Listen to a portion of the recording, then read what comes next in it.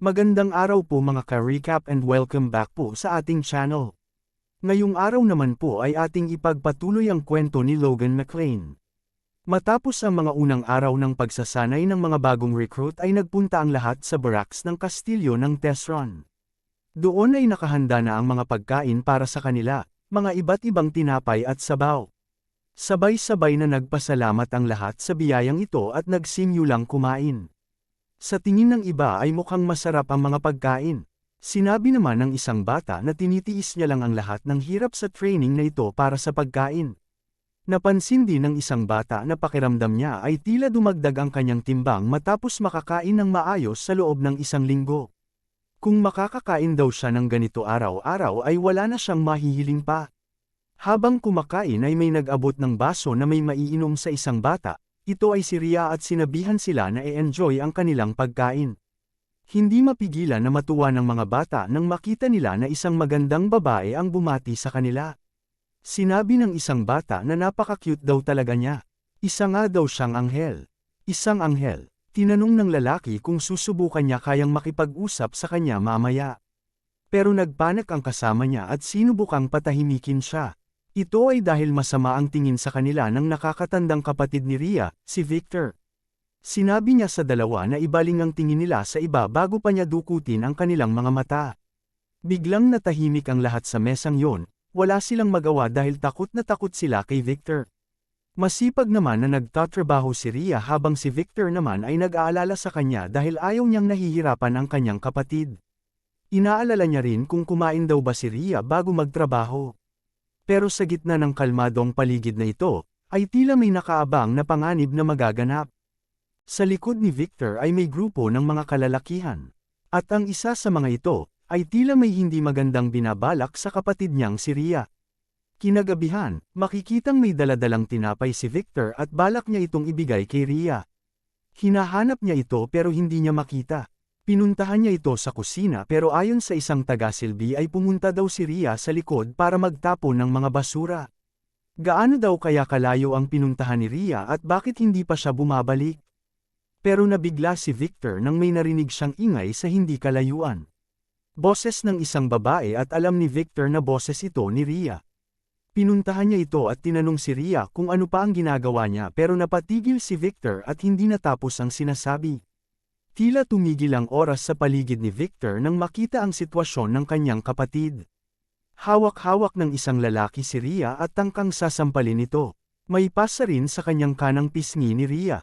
Mangiyak-ngiyak si Victoria na tinawag ang pangalan ni Victor at kitang-kita sa mukha nito na humihingi siya ng tulong.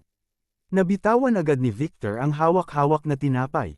Susubukan pa sana ng lalaki na magpaliwanag pero mabilis na sinugod siya ni Victor at tinuhod sa mukha. Sapul na sapul ito at basag agad ang ilong ng lalaki. Tumilapon ito at bumagsak, pero hindi pa tapos si Victor. Nilapitan pa niya ang lalaking galit na galit dahil nabasag daw niya ang kanyang ilong. Natatakot si Rhea sa posibleng mangyari pero si Victor ay tila wala na sa sarili at handang tapusin ang lalaki sa harap niya. Duguan ang ilong ng lalaki at basag ang ngipin nito. Tinawag niyang bastardo si Victor. Galit na galit ito, ang lakas daw ng loob niya. Isa lang daw siyang alipin kaya alamin daw niya ang lugar niya.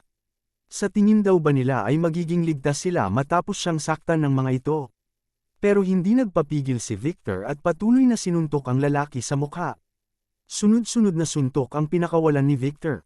Sinipa niya rin ang lalaki at wala itong magawa. Bogbog sarado na siya kay Victor. Takot na takot si Rhea sa mga nangyayari. Hindi siya makagalaw, hindi niya rin magawang pigilan si Victor dahil sa takot. Matapos ang matinding suntok at sipa na natamo ng lalaki, ay hinawakan siya ni Victor sa buhok. Mangiyak-ngiyak ang lalaki, humihingi ito ng tulong pero walang ibang tao sa paligid para makarinig sa kanya. Isa lang ang intensyon ni Victor. Ito ay tapusin ang hayop na lalaking nanakit sa kanyang kapatid. Walang tigil na sinuntok ni Victor ang lalaki. Hindi nila alam, may isang bata na nakakakita ng lahat ng pangyayari at sa ginagawa ni Victor. Kitang-kita ang takot sa mukha niya, nasasaksihan niya ang karumal-dumal na pagbugbog ni Victor sa Maniakis. Bumuo siya ng lakas ng loob para tumakbo. Sa isip niya ay masama ito. Habang walang tigil sa pagsuntok si Victor ay naaalala niya ang mga nangyari sa kanilang pamilya. Naririnig niya ang boses ng kanyang mga magulang. Sinasabi ng mga ito na tumakas na sila. Itakas daw ni Victor ang kanyang kapatid. Iwan na daw ni Victor ang kanyang mga magulang. Alagaan at ingatan daw niya ang kanyang kapatid na si Rhea.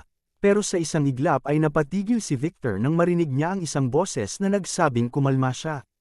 Napalingon siya at nabigla sa nakita niya. Wala nang buhay ang lalaking binugbog niya at naabutan lahat ito ni Logan. Sinabi ni Logan sa kanya na kumalma siya at tingnan ang kanyang paligid. Sinubukang kumalma ni Victor at tiningnan ang kanyang paligid.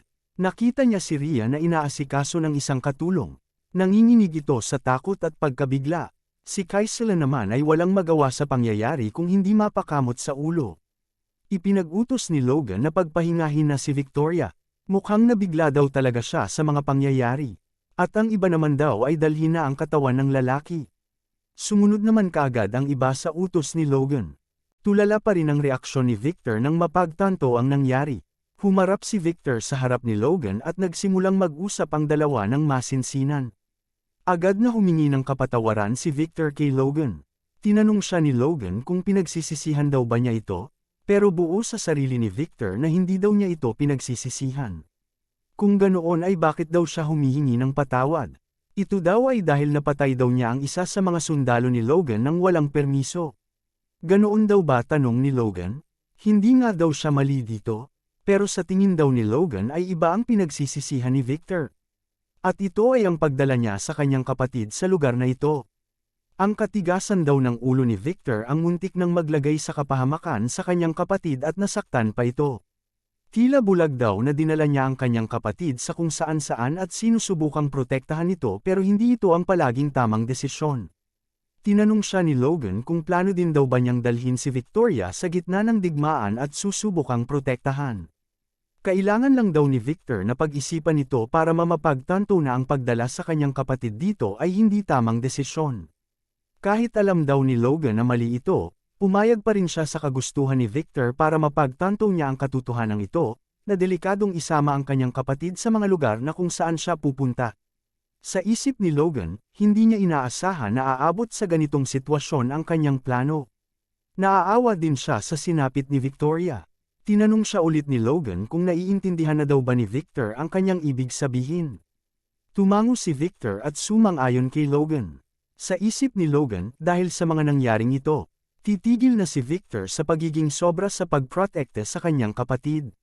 Tinanong ni Victor si Logan kung paan daw siya paparusahan ni Logan. Natatakot daw ba siya? Tanong ni Logan. Hindi, sagot ni Victor. Tatanggapin daw niya ang kanyang parusa. Pero si Rhea daw ay biktima lamang kaya sana ay huwag siyang idamay dito. Sinabi ni Logan na isang krimen nga ang pagpas lang pero maganda daw ang pinakita ni Victor ngayon araw. Nabigla si Victor sa narinig. Sinabi ni Logan na sa susunod ay humingi siya muna ng permiso sa kanya. Ang ibig daw niyang sabihin, ayaw niya na ang kabalyero niya sa hinaharap ay parang pinipigilan dahil lamang sa walang kwentang mga manyok. Gamaan ang pakiramdam ni Victor sa mga sinabi ni Logan sa kanya. Tinanggako ni Victor kay Logan na tatandaan niya ito. Matapos ang lahat ay nag-usap si Kaisela at Logan sa kanilang opisina. Tinatanong siya ni Kaisela kung ayos lang ba na hinayaan ito ni Logan. Ang kanyang alipin ay nakapatay ng isang karaniwang tao. Sinabi ni Logan na si Victor ay kanyang alipin at pagmamay-ari niya. At isa pa, ang trainee na yon, base sa mga narinig niya sa ibang mga trainee, ay isang Maniokis daw ang lalaking iyon na gumagawa ng kabulastugan sa kanilang village bago pa man siya pumasok dito bilang isang recruit at parati din daw nitong nagsasalita ng hindi maganda sa kay Victoria.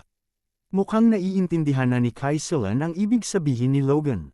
Ayon kay Logan, papalabasin niyang ginamit niya ang kanyang pag-aari para patayin ang isang kriminal. At pinatay siya ni Victor dahil sa utos ni Logan. Tama saad ni Logan, ipapahiya niya rin ang lalaking iyon. Ibibitay niya ang katawan nito sa gate ng kastilyo at magsisilbi itong babala sa ibang sundalo. Naiintindihan daw ito ni Kaisela. Pero ano daw ang nilalagyan ni Logan ng marka sa mapa? Ito daw ba, ngumit lang si Logan? Ito daw ay sorpresa niya para sa kanilang mga sundalo. Ano kaya ang binabalak ni Logan sa mga nagsasanay na mga sundalo? Alamin po natin yan mga ka-recap sa mga susunod na kabanata. Maraming salamat po sa panunood at sana po ay nagustuhan ninyo. Please like our videos po and also subscribe to our channel. See you soon. Bye!